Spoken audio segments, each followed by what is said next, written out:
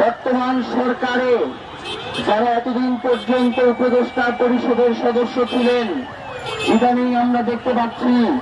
যে তাদের মাধ্যমে পিয়ন উপদেষ্টা দেশের মধ্যে কত পাবেন সেই ধরনের একটা মার্কিং শুরু হয়েছে। প্রিয় ভাইয়েরা, আপনাদেরকে একটা কথা বলে রাখি, এই জুলাইয়ের পরে তারা শহীদ ওসমান হাদির মতো এত বাংলাদেশ পন্থী একজন কণ্ঠস্বর, বাংলাদেশের স্বাধীনতা সার্বভৌমত্বের প্রতীক, তাকে রক্ষা করতে পারে নাই। তার যদি বিচার নিশ্চিত করতে না পারে তাহলে 10-এর মধ্যে 0 পাবে। সহ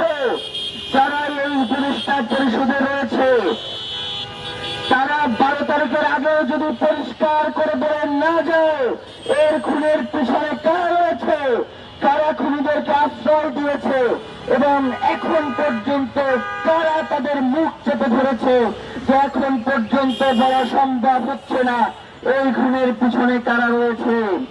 যদি তারা এটা না বলে ক্ষমতা কোন নির্বাচিত সরকারের কাছে হস্তান্তর করে দেয় তাহলে আমরা আজীবন এই খুনের জন্য অন্তর্বর্তীকালীন সরকারকে দায়ী করে যাব।